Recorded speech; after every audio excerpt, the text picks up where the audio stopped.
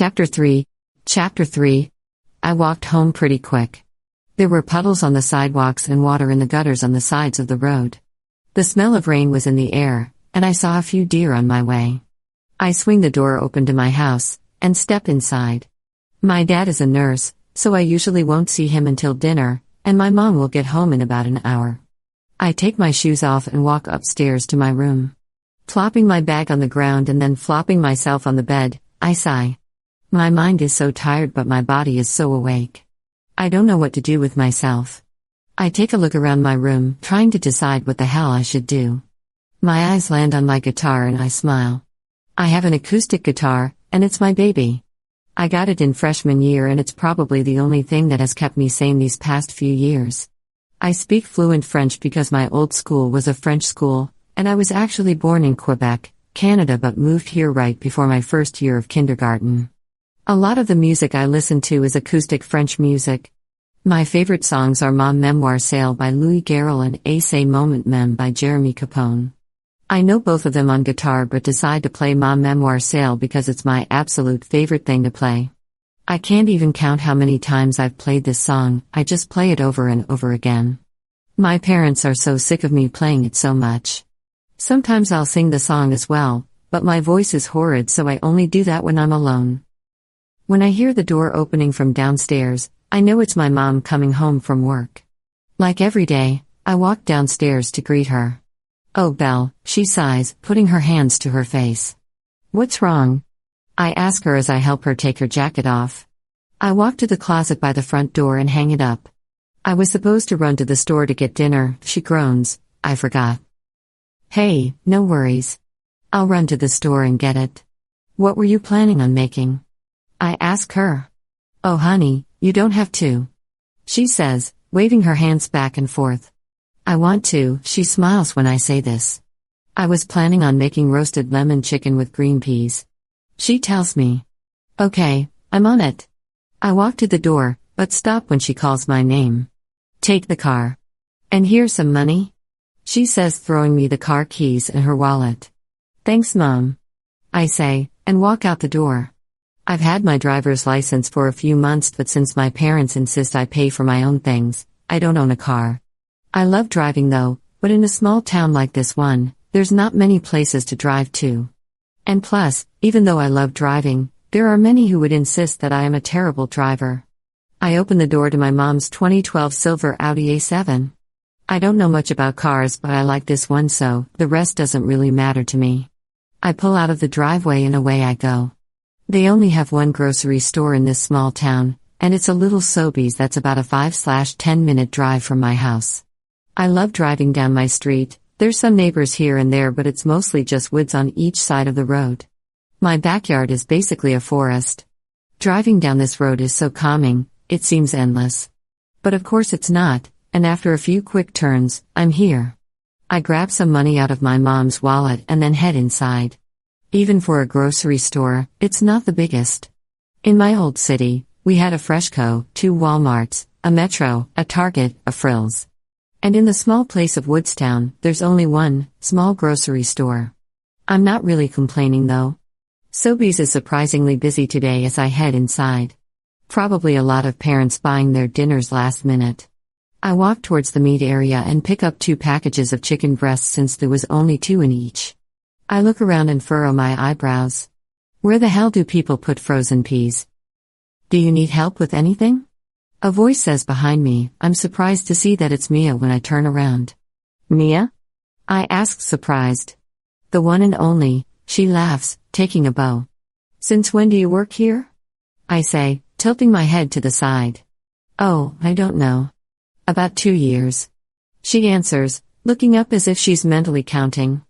"Never seen you here before," I comment. "I've never seen you here either." She laughs and I smirk. "Okay, that's different," I tell her. "Is it?" she asks, raising an eyebrow. "Anyways, I need some green peas. Frozen ones," I say.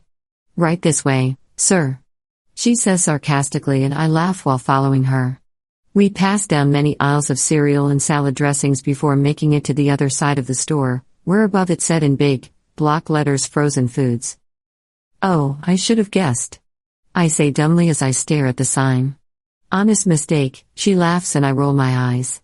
I open one of the freezer doors to be blasted with cold air. I shiver but courageously stick my hand in and blindly reach around for a random bag of peas. Wow, what an expert you are.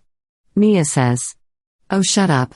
I manage to grab a bag, it's pretty big but oh well. Mia leads me to the cashier, as if I didn't know where it was. I thanked her as I stood in line and she waved before walking away. Belle, honey, can you wash the dishes? My mother asks and she starts clearing off the table after dinner. Yeah, of course, I say and she smiles. I start scrubbing the dishes with a sponge and swallow so I don't gag. I hate washing dishes, it's disgusting. This house, for whatever reason, does not have a dishwasher. I think it's time we'd invest in one. So, how was your first day of school? My dad asks as he's clearing off his plates. It was okay. School. Make any friends? He grabs a towel and starts drying off some of the plates I just washed. Yeah, this girl named Mia. I tell him. You interested in her? He asks and I snort. Father, I am a flaming homosexual. I eye him and he laughs. Hey buddy, it was just a question. Yeah, and I doubt I'll find a significant other anytime soon. I tell him. Why is that? Well, this one kid got chased around the hallway today by these big kids calling him a fag, I explain and he frowns. That's a great way to start your new school. Yeah, I know right. Who knows son, maybe you're not the only one. He lays his hand on my shoulder, in a fatherly way. I don't feel like getting beat up all the time, I'd rather be alone. I tell him. Bellamy, someday you'll find someone worth it, someone who will make you want to stand up and be strong. He says with a small smile. Thanks Dad, I say. I look outside the kitchen window above the sink and notice that it's getting dark. I have this sudden rush of energy like I did in gym class today. I haven't went for a run since I was in the hospital and today was the first time. I quickly finish up the dishes and then walk up to my bedroom. I pull off my clothes and then change into a pair of black soccer shorts and a plain gray t-shirt that has the Nike swoosh thingy on it. I tie up my running shoes and eagerly leave my room. I hear the buzzing of the television from my parents' room, and knock lightly on the door. Yes? My mother's voice comes from the other side of the door.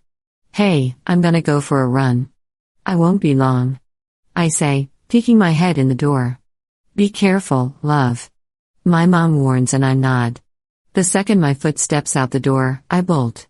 I sprint down my long street and ignore the aching feeling in the joints of my knees. I see a path leading into the forest, and I shrug and decide, why not? I turn and head through the woods. Mosquitoes instantly flock around me but I ignore them and continue running. I soak up the feeling of my lungs desperately trying to get air in my racing heart. It makes me feel so alive. I push and push my legs to go faster and I'm flying through the trees. I think about all the times I was beat up and made fun of just for being myself. I think about the looks on everyone's face when I went to school that Monday morning. I wish I could leave all of this behind me. I wish I wasn't gay. Everything would be so much easier if I was just normal, if I just liked girls. After a few minutes I can't keep pushing myself and I slow myself down to a stop. My legs are shaking and feel awkward because of the release of pressure put on them. I bend over and rest my hands on my knees, taking deep breaths. Pulling my hands through my hair, I frown, I'm unbelievably sweaty. I look up from the ground to the trail in front of me and almost fall back because there's a guy a few meters in front of me. My eyes widen, because he's the most attractive guy I've ever seen, he doesn't even look real. He's really pale with dark hair and I can see his flashing gray eyes from where I'm standing. His eyes look like they're silver. His hands are in the pockets of his black sweatpants and he's wearing a gray, fitted t-shirt that shows the outlines of his shoulders and his arms through the material. I gulp. You should really turn back, the boy says, his voice is soft but stern. Oh, what? I say completely dumbfounded. Turn around, go home. His voice raising, making the hair on the back of my neck stand up. Why? I ask, attempting to be as stern as he is. Because? I scoff. Just do it. He says, looking impatient. His full lips are pressed into a thin line and he reaches up to itch a place on his jaw. All right. I say, raising my hands in mock defense. Without another word, I turn around and retrace my steps.